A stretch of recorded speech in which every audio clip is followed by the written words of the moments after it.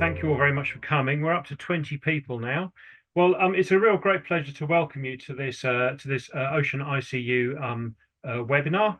I'll tell you a little bit more about the seminar series in a minute, but my name is Richard Sanders and I work in Norse in Bergen, which is a big research centre. And I'm joined today by my colleague, Matthias Haeckel from GEOMAR, which is a large research centre in Germany focused on ocean science. So OceanICU is a big EU-funded research program with the slogan "Understanding Ocean Carbon."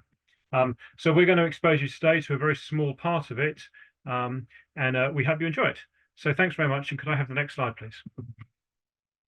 So just some quick housekeeping things. We are recording this, and that's so that we can put it onto the internet later, so that you can watch it back, or people can go back and watch it again. Your cameras and microphones aren't working, and if you post a question in the chat, it won't go into the video recording, so your name won't be displayed, but we will be able to see it, I think.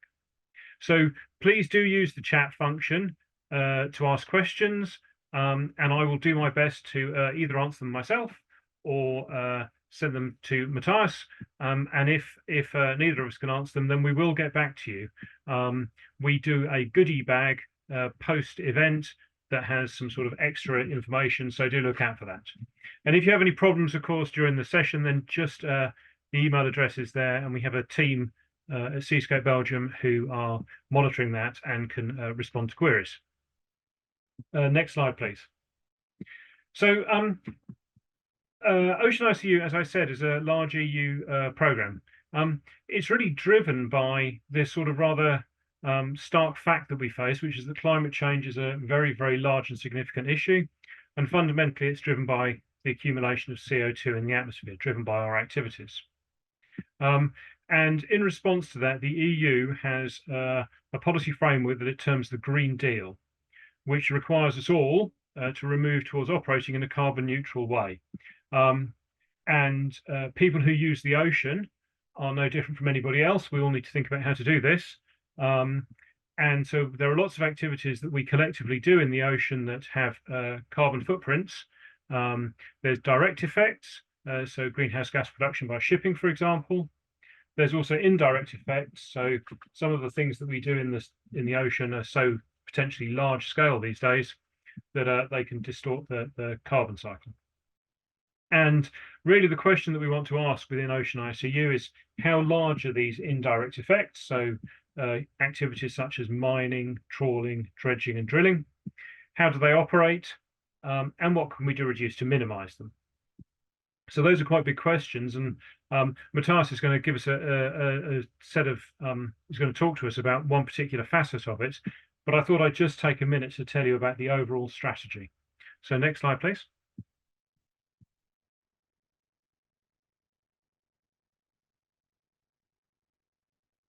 Thank you. Our strategy within the project is to firstly define the current state of the ocean carbon cycle. If we don't know what the ocean carbon cycle is doing right now, then it's very difficult to assess how it might be changing. And this isn't the main focus of this seminar, so I'll just say quickly that the ocean carbon cycle is a big and significant term in the global carbon cycle. It stores a great deal of carbon in the ocean that would otherwise be in the atmosphere. But in addition, there's significant fluxes into biological systems that also store carbon and provide us with resources. So we also want to then quantify the key processes. The ocean carbon cycle is big and complex, and there's a variety of different processes taking place, some of which are very susceptible to the sort of human activities that we're focusing on within OceanICU. So we want to quantify these key processes. So those are things, for example, like the disturbance of feeding by organisms due to sediments, or the response of seafloor organisms to being covered by sediment, and these sorts of issues. We want to incorporate those key processes into models so that we can quantitatively ask the question, how important are these processes? We can evaluate the significance of these processes, and we can quantify the effect of these indirect industrial processes on the ocean carbon cycle. Then once we've achieved that fundamental understanding, We plan to build new tools to support decision making, so that ocean users, policymakers, regulators, people considering investment into ocean activities can estimate and understand the impact of their activities on the ocean carbon cycle. And then finally, we want to couple these to future fishing and industrial scenarios. So looking forward over the next 30, 40, 50 years, what scale of industrial exploitation are we envisaging will take place, and what will the overall effect of that be? And that will all provide information so that regulators, policymakers, people involved in doing ocean large-scale industrial extraction processes can have a better evidence base to make decisions. Next slide, please. So just very quickly, part of this strand of OceanICU is around fish, so towards a better understanding of fish in the ocean carbon cycle. This is quite new work. We didn't really understand until a few years ago quite how important fish are actually in the ocean carbon cycle. They're estimated to contribute about 16% of some important fluxes. Next slide, please. And people have estimated, where we would be, or the quantitative significance of fishing. So it's estimated that fish cycled about 2% of ocean carbon, ocean biological carbon, that is, and were particularly important for sequestering some of that into the interior. So that suggests that as we exploit the ocean for fish, we may significantly alter the ocean carbon cycle. Next slide, please. And similar considerations apply around industrial processes. This is a piece of work that suggests that midwater ecosystems are important, must be considered when evaluating the environmental risks of mining. And you can see a schematic on the right-hand side showing some of the processes that Matthias will discuss in more detail shortly. Next slide, please. And then finally, this is, I think, my last slide before Matthias takes over. We have some future projections around how significant these processes will be. So food extraction from the ocean is likely to increase significantly. And on the left-hand side, you can see a map, a chart showing where it's feasible, potential, possible that people will begin to extract minerals from the ocean. So these are processes that are likely to enhance into the future, and it's important that we understand the implications of them fully. So next slide, please. So just to bring all of that together, the final part of this is that we intend to wrap all of this information into what we term decision support tools. Decision support tools help people who are not experts make decisions around complicated issues, pensions, medical pathways, investments. And there's complex trade-offs involved in this ocean exploitation. And people who make decisions around what the, in inverted commas, optimal solution is, or the optimal pathway is, need information. So next slide, please. We have designed our effort in this area to be compatible with the European digital twin of the ocean. So we are planning that the fruits of this effort will end up in a large-scale European facility that will allow very broadly people to make decisions with robust evidence behind them. Next slide, please. So that's it from me. I hope that was not too long, Matthias. It's over to you to talk in more detail about deep sea mining. Thank you very much, Richard. So I will show you a few slides on our current understanding of what the environmental impacts of deep sea mining may be. The focus will be on polymetallic nodule mining because that's where we have most of the data and information so far. So I will not talk very much about the other two resources, which are massive sulphides, which form at hydrothermal mid-ocean ridges. And I will also not talk about cobalt-rich ferromanganese crusts at seamounts. Next slide, please. So why are we interested in marine mineral resources? The projections from, for example, the World Bank or so show that in the next decades until 2050, due to the conversion of our energy systems to renewables, we will probably need more cobalt, nickel, also some copper, lithium, and other metals that we need for this energy transition. With the polymetallic nodules, we have a resource at the seafloor that contains about 3% of nickel, cobalt, copper, and several other metals that are there in trace element concentrations. And that is about, that doesn't sound very much, but it is typically twice as much as we typically find in land resources. And I've put down in the lower left corner the average concentrations that land reserves actually have in terms of the metals that we mine from them. So typically 1% of copper and or 1% of nickel, or even less than 1% of cobalt. And the second advantage of these mineral resources at the ocean seafloor is that they actually contain more than just one or two of these metals that can be extracted from them. So the polymetallic nodules, one could extract actually, besides nickel, cobalt, and copper, probably also the molybdenum from them. And then, of course, you could also extract the manganese. And at the moment, for economic reasons, the manganese also needs to be extracted and sold.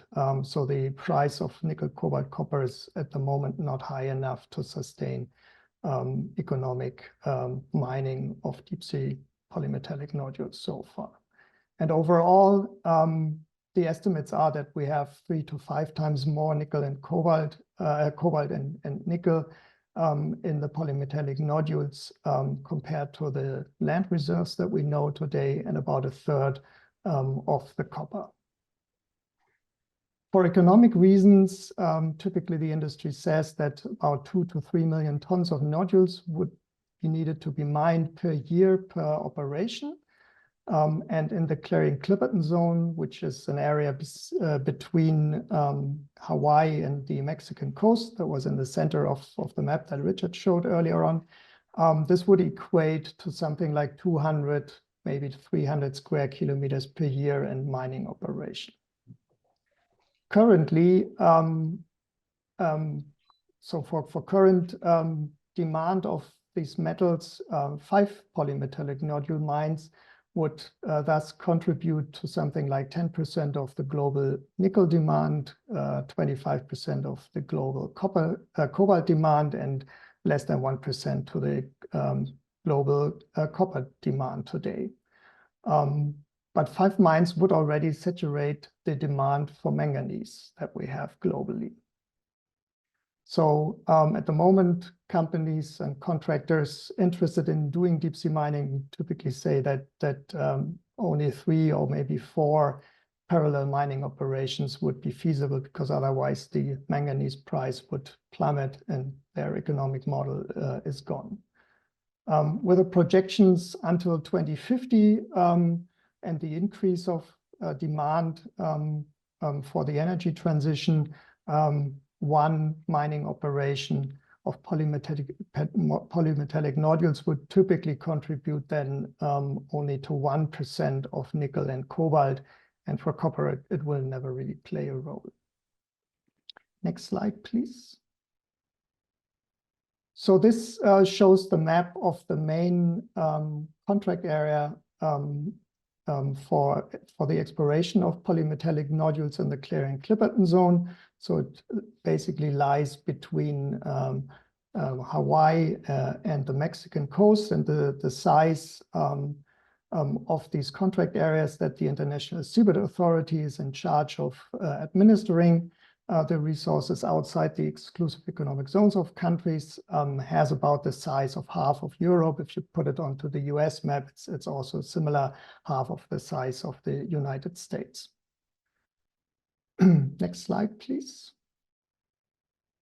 So in another project called Mining Impact, we had the opportunity in the last years to do research along the first industrial trial of a nodule collector system. It was a pre-prototype system that the Belgian company GSR was testing in the Clarion-Clipperton zone in 2 areas, in their own contract area for exploration, and also in the German one that is operated by BGR, our geological survey in Germany. And you can see that in the top left map where the location is with the red stars.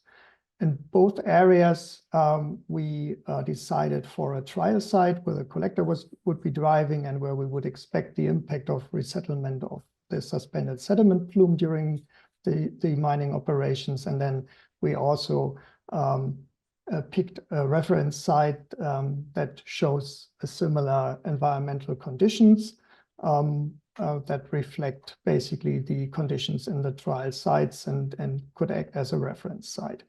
We picked these 2 different areas, the GSR contract area and the BGR contract area, because they have significantly different environmental conditions in terms of POC degradation by microbes in the seafloor, but also in terms of topography and size and distribution of the nodules. Overall, we conducted 3 expeditions in the last year, starting with a baseline expedition in 2019. Then the test of the Patania 2 system, which you see on the upper right-hand side, which is a pre-prototype system that has the size of 1:3 to 1:4 of what the industrial scale machine in the end will be. And this one is already about 4 meters wide, 5 meter high, and 8 meter long, and weighs in water about 19 tons. And that was tested in these 2 areas in 2021, and we were there following the impacts and doing the monitoring of how the sediment plume that is suspended is distributed. I will show that on the next slide. And then we also went back a 1.5 years later in 2022 to see what the immediate impacts, how that has evolved, and hopefully we will go back to those 2 sites in about 3 to 4 years again to continue the monitoring. Next slide, please. So the main task that we actually wanted to achieve during the cruise in 2021 was following the sediment plume, because that was the biggest unknown we had. And for that, we deployed on 20 different platforms that we distributed downstream of where we expected where the plume would go. And these 20 platforms had in total 50 different acoustic and optical sensors that we had intercalibrated before the cruise, and also repeated that intercalibration after the cruise, so that we in the end can compare the signals, the readings of the different sensors with each other, but also quantify how much these readings mean in terms of milligram of particles per liter of water. And on the left-hand side, you can see the map, and we distributed. So then in black, you can see the pathways where Patania was driving, and then picked up the nodules. And in black, you see around that in something like 50 to 100 meter distance, we put a few sensor platforms, and then another set we put around in 500 meter distance and 1 kilometer distance, and the furthest one was in about 2 kilometer distance. And the color coding that you can see shows you roughly the concentrations of the suspended particles in the sediment cloud that were measured with the sensors. So the peak concentrations close to the mining site went up to something like 200 to almost 300 milligrams per liter, which is about 10,000 times higher than the background natural background concentrations of these bottom waters, which is only something like 20 to 30 micrograms per liter. Next slide, please. In addition to these stationary platforms, we also flew with an AUV that had a turbidity sensor mounted on it on a larger scale feed that you can see on the left-hand side on the map. Repeatedly, we flew these patterns, and also in 5 meter height, 10-meter height, and 30-meter height above the seafloor. And in the center, you see an example of the reading of one of these sensor platforms with the concentrations and how that evolved over time while the plume was basically moving along the topography first, and then also was pushed by the bottom currents further away. And you can see on the map, the yellow colors show basically where we saw elevated particle concentrations in the water column with the AUV sensor. And actually, there was a remaining sediment cloud that was actually drifting further away than we monitored the area, so more than 4 kilometers away from the mining site. Interestingly, we also saw not just that you have particles, but we also saw the release of metals from the suspended sediments, particularly cobalt, copper, and also manganese. And that is still something we need to understand. Was not really expected that we would see release of dissolved metals, because the sediments and also the ore material itself are oxic metal oxides and are typically not prone to release too much into the dissolved phase. Next slide, please. Then we also mapped the area with photos from the AUV and have a full complete photo mosaic from the mining area, and then different sections and transects away from the area in the pattern that I showed on the previous slide that the AUV was flying. And you can see on the right-hand side example photos. So you see outside the mined area up to something like 50-meter distance, a complete coverage with thick sediment cover on the seafloor, where you can't even see the nodules lying on the seafloor anymore. So this is completely covered. That's typically more than 2 to 3 centimeters of sediment deposition. And then when we go further away, 150-meter, 500-meter distance, this sediment blanketing becomes thinner. It's probably up to 500 meters, still something like half a centimeter, maybe a centimeter. And then we see some powdering on the nodules and the seafloor still up to something like a kilometer to 2 kilometers away. And this is depicted on the on the left-hand side on the map also in different brownish colors. So where we have the strong brown color, we have this half a centimeter to a centimeter sediment cover. And then when we go further away, it gets thinner and thinner, and we can see the sediment deposition on these AUV photos up to a distance of 2 kilometers away. In the center, you see readings from 2 different of these sensors on these 20 platforms. In black, the signal that was recorded, converted into the milligrams per liter. And in red, it shows the numerical sediment transport modeling that we applied to match the data. I think that the match is quite okay. Of course, we were not able to fit completely all the spikes that we measured, but I think for a regional oceanographic model, this was doing a good job. And with this, we can produce also these maps that you see in the center of modeled sediment deposition. So in the reddish area, that's the thick one, that's up to 3 to 5 centimeter deposition, and then further away, matching what we also observed, less coverage. Next slide, please. So to show you also a few photos that you can see here. So the collector areas in the Belgian area was about 40,000 square meters, where the nodules were removed, and in the German area was about half of it, because there the trial was only half the time than in the Belgian area. And you see on the photos in the center how it looks like in the mining area where the Patania 2 was driving. So you have these caterpillar tracks from Patania, and here we are at the moment measuring after the mining has taken place with an oxygen microprofiler, the oxygen profiles. And I will show you examples of that on one of the following slides. On the right-hand side, you can also see the suspended sediment plume and already a seafloor area that was blanketed by sediment that have resettled from this plume. This sediment plume that was suspended by the collector machine typically stayed within the lower 10 meters above seafloor. We only further away. We also saw some spikes of elevated particle concentrations in something like 30-meter and 50-meter height.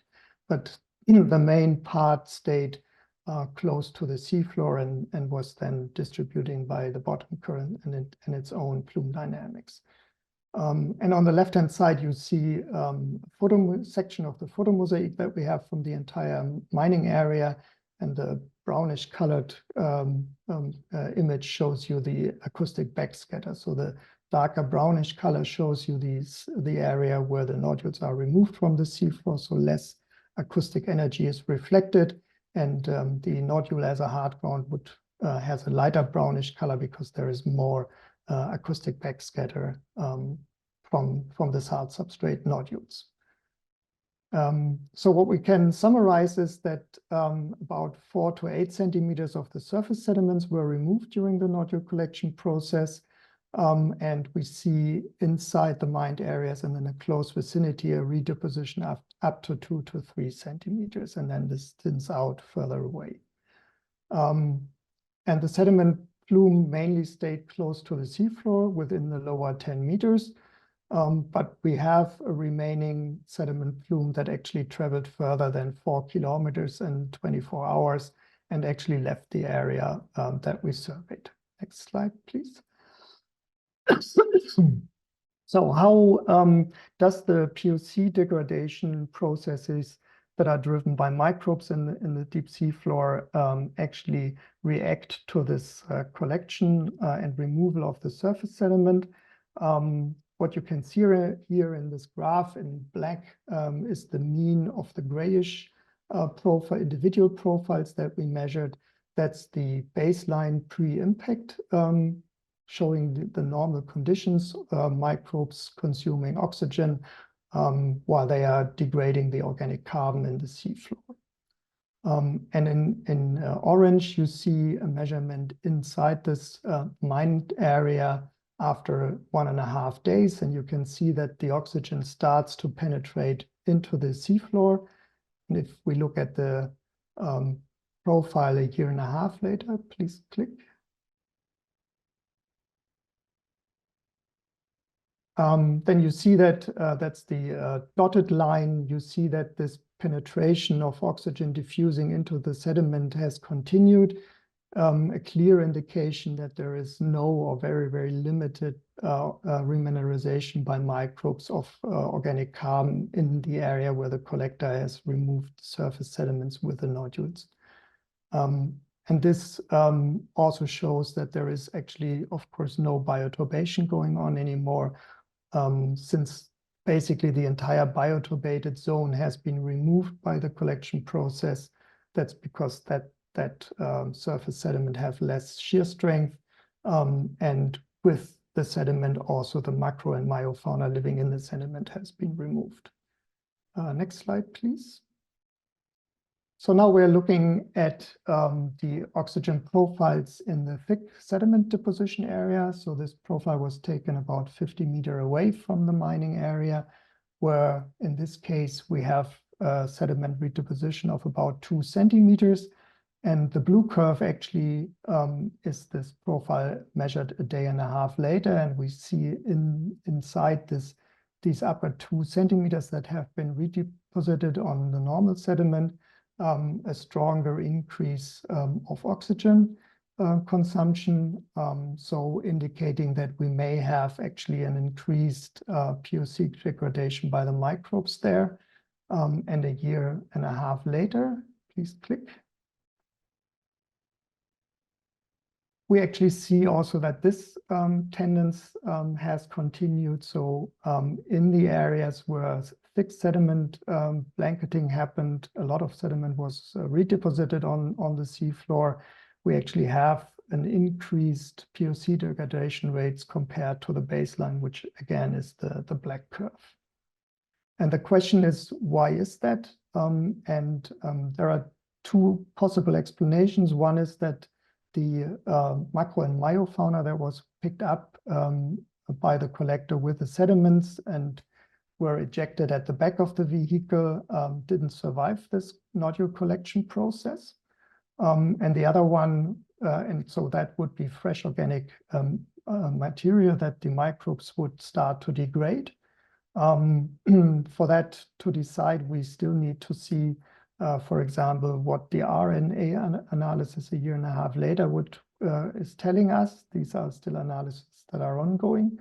Another possibility is that because of these thick sediment deposition on top of the normal sediments, the fauna living below actually wants to move towards the new sediment surface, and which would lead to a higher bioturbation activity.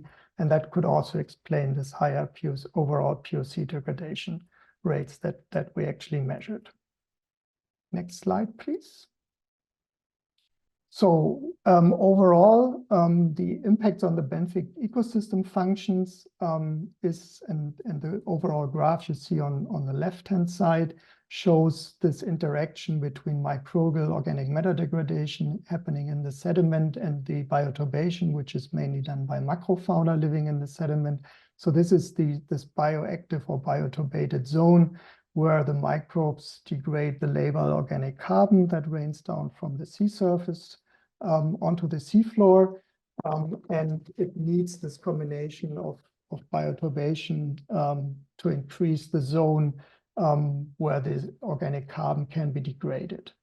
And on the right-hand side, you see predictive modeling that we have done in the last decades already. What would happen when mining would remove this or disturb this bioactive zone. And that would lead to oxygen penetration into the sediment. And now with the data from this trial, we actually have, for the first time, real data that actually shows this process. And the modeling predicts that we basically have to reestablish this bioactive zone by fresh sedimentation of organic carbon. And because the sedimentation rates are so low in the deep sea, this process will take many thousands of years. So typically in the Clarion-Clipperton zone, to build up again this bioturbated zone of 5 to 10 centimeters, this would take 10 to 20,000 years, because the sedimentation rates are typically only on the order of 0.5 centimeter per 1,000 years.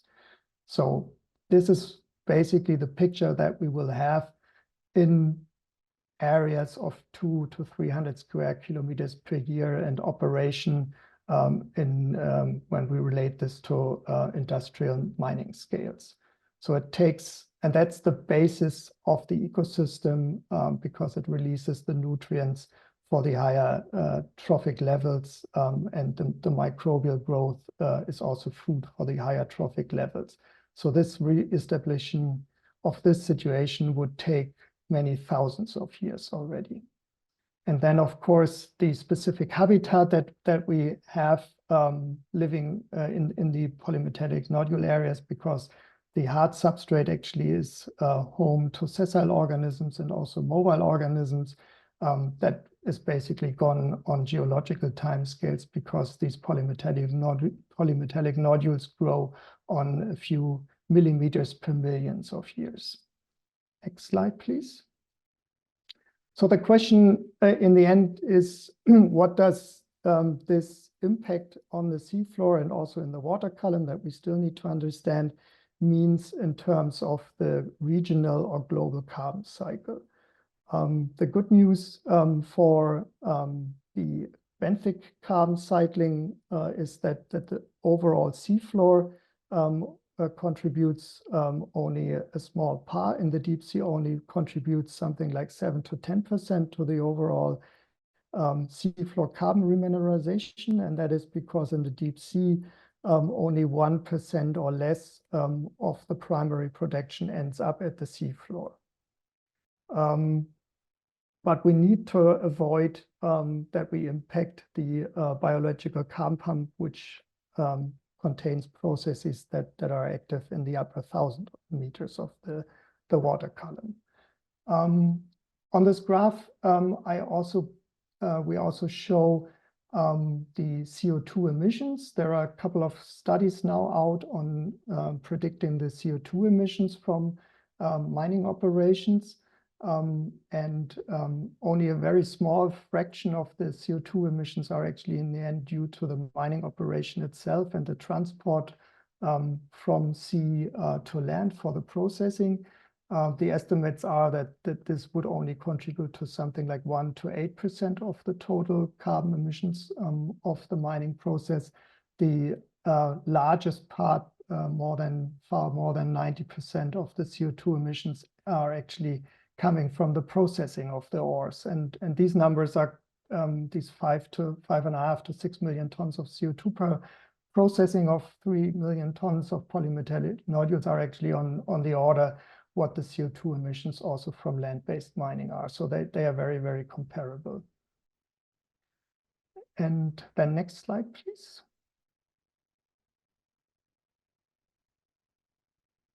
Yeah, so what we want to do in OceanICU is basically based on the information that we have of mining operations and these first trials of machines to develop now scenarios for industrial operations. So something like 200 square kilometers per year per operation of polymetallic nodule mining in the Clarion-Clipperton zone, and then do modeling scenarios for 1, 5, 20 parallel mining operations over the next 1 to 50 years of possible operation.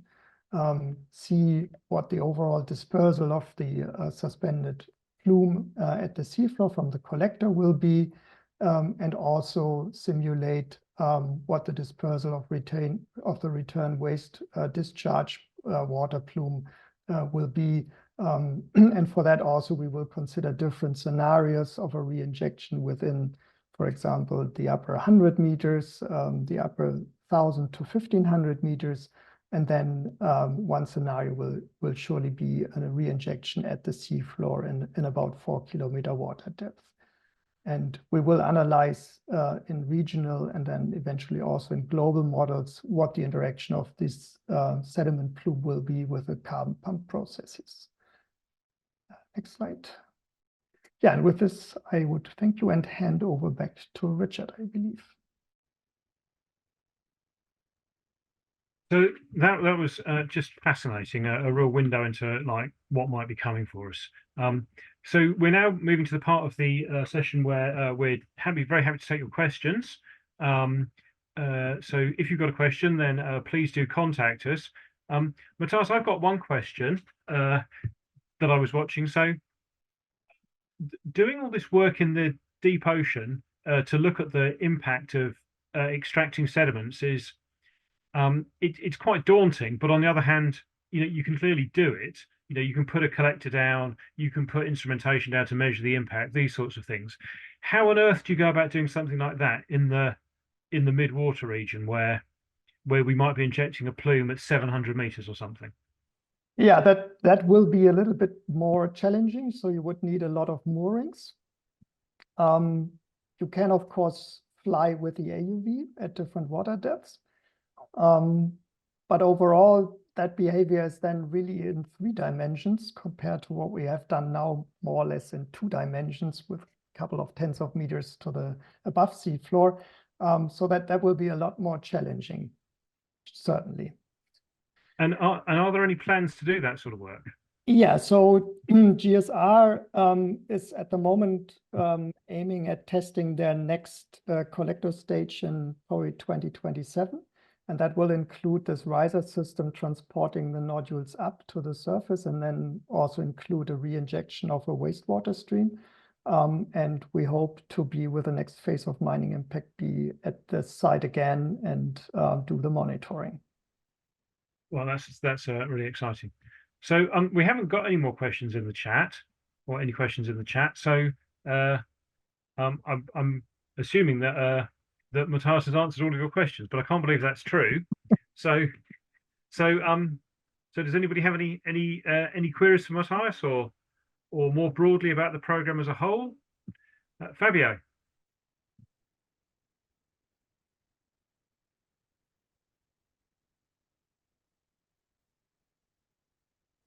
Hi, and the question, can I ask the question live or I You're didn't live know? now, Fabio. Okay, good. Thanks, Matthias. So that was really interesting. It seems like there's new results that you did not present previously. And I really like the last slide where you had the whole budget of the different emissions. But I was wondering if you could clarify the potential effects based on these latest findings on the biological carbon pump, because it seems that it's not clear the way it could go. It seems that it might change some processes, but not necessarily diminish the amount of carbon that is transferred deeper in the ocean. But I didn't get all the details, so I was wondering if you could develop a bit on that part. Yeah. So I would expect, because what we see from the current collector trials is that we have these elevated particle concentrations, and this will lead to flocculation of particles and increased sinking speeds of particles, and this will also scavenge the natural particles in the water column.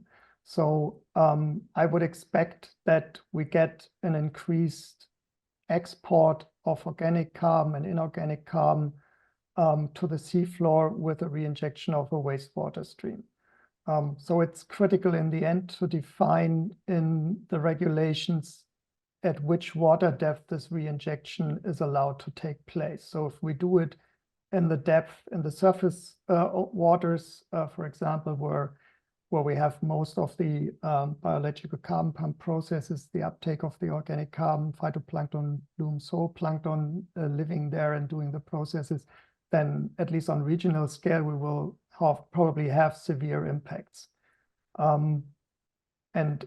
But if the reinjection would be, I would say, below something like 2 or 3 kilometers water depth, the impacts on the carbon cycle process will already be much smaller, because typically until that water depth, 98% of the organic carbon has already been remineralized in the water column.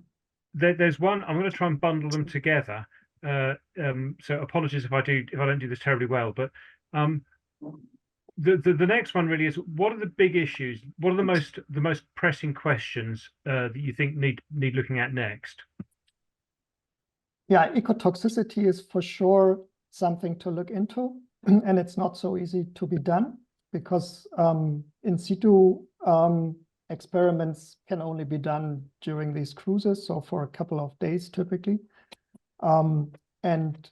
Doing these experiments at home in the lab is really difficult, because there has not been any successful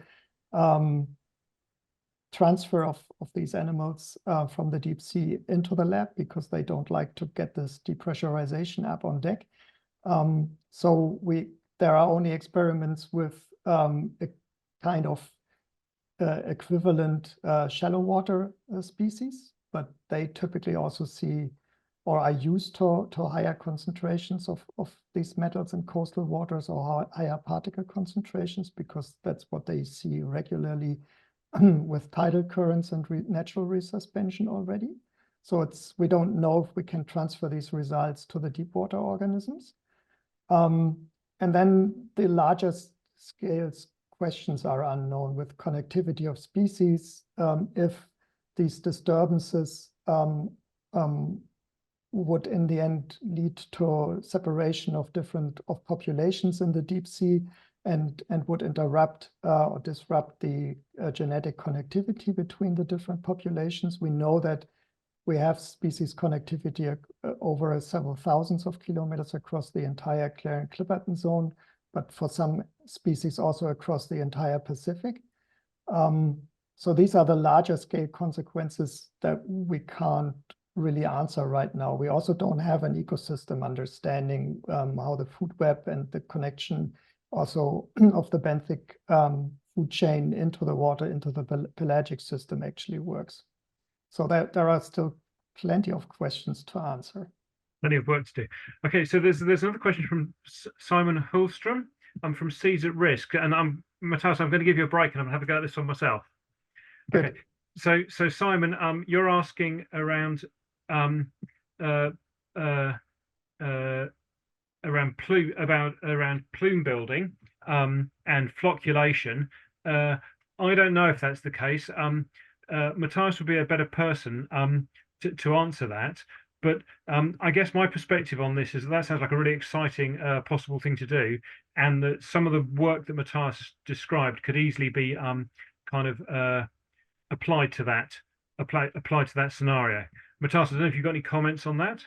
Yeah, so we did experiments in mining impact in the lab to see how flocculation actually works, and that's consistent also with the in situ observations that we have from the sensors now, is that there are flocculants forming, and that leads typically to a quicker resedimentation. And these flocculants are typically, at least in the lab, they showed a lifetime of a couple of months before they break up again. So as long as these flocculants resettle and stay more or less intact, they can also be more easily be resuspended again by bottom currents. Okay, and then there's some more questions around ecotoxicology. We'll take those in a minute. I'll also have a go at the question from Manfred, which is around negative impacts on the biological carbon pump, and what would be the criteria to avoid significant negative impact. Now, I mean, that's a really tough question to answer. I think that we're in a reasonable position to say something quantitative about if a certain level of sediment was injected at a certain depth, what sorts of processes might be impacted. Clearly, there'll be error bars or uncertainty, more precisely, around our estimate of what that would do. I think that the real challenge that your question poses is this term significant. What would we view as a significant negative impact? And I'm uncertain how to quantify that. I guess my perspective is that we can do lots of great work around, or we can do lots of work anyway around different processes, but the question of what we view as significant and sort of by implication tolerable is something that is for regulators and the industry to kind of think about in conjunction with us, and we'd welcome further dialogue on that subject. I don't know, is that Matthias, is that a reasonable question, a reasonable response? Yeah, that was a very good answer. Yeah, I mean, ultimately, I think, we need to kind of like think through the implications of this emerging field, in much more detail than we're doing at the moment. One of the activities within OceanICU, incidentally, is to rank the importance of these various biological carbon pump processes, in particular the ones that we think are sensitive to these large-scale sediment injection processes, to begin to get to grips with that problem that you're raising.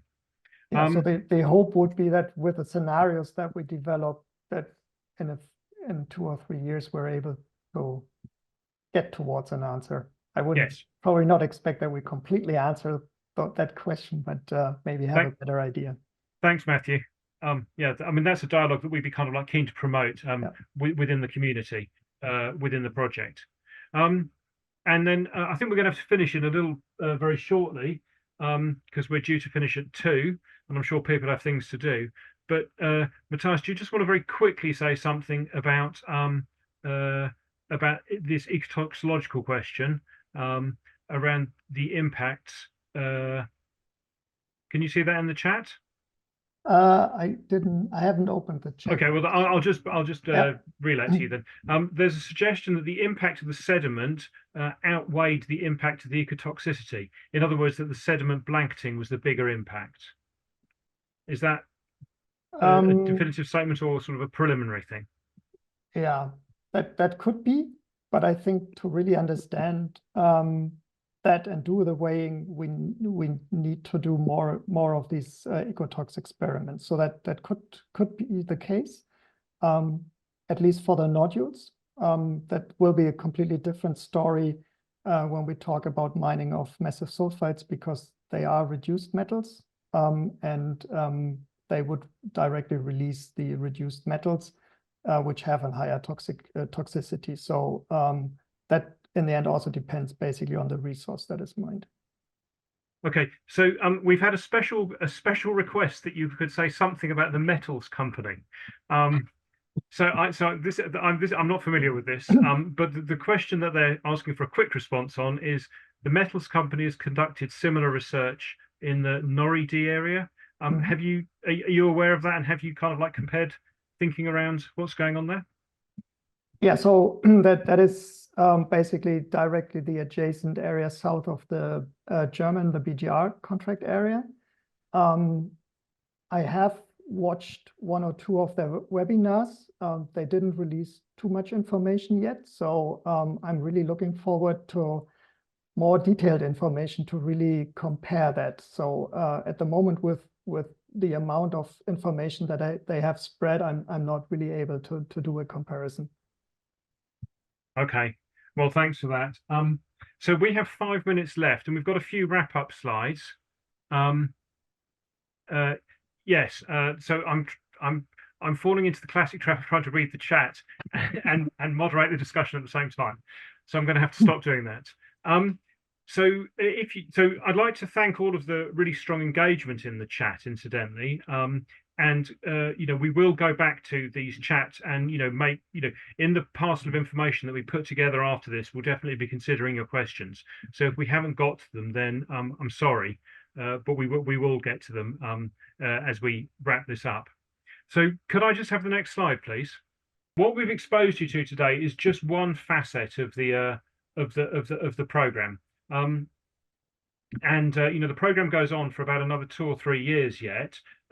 We're very much in the sort of the early phase of collating information, putting together numerical models of processes, and the sort of later phases of really running those models under exploitation scenarios and beginning to think through exactly the sort of question that we were just talking about around what's an acceptable level of impact and so forth. It is yet to come. So we are eager to undertake those activities in conjunction, not just within the project, but with a dialogue around people who are kind of more broadly engaged in this from different perspectives.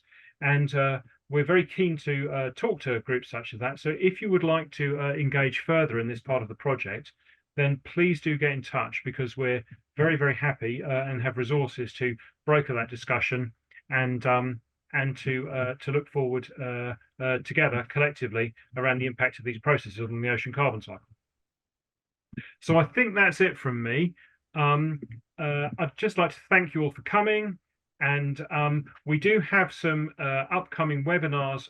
We run these approximately every other month. We're having a bit of a break over the summer, of course. So in August, we're going to be talking about the work that OceanICU is doing around linking to the wider society, and how we're producing material that can be of use to educators, particularly at the sort of upper senior level. In September, we're having a session around decision support tools linked to an important conference that's taking place in Plymouth around modeling innovations. So decision support tools, as I said, are intended to help people make decisions, so they're simplified representations of reality. And then in October, we're having a session around ocean acidification. So the surface ocean is becoming more acidic as we add CO2 to it, and there is some suggestion that might have impacts on diverse organisms, in particular calcareous organisms. So plenty to look forward to. That'll basically wrap up the second year of the project. but going forward into years 3, 4, and 5, we plan to have webinars approximately every 2 months. And we look forward to your engagement. And thank you very much for coming.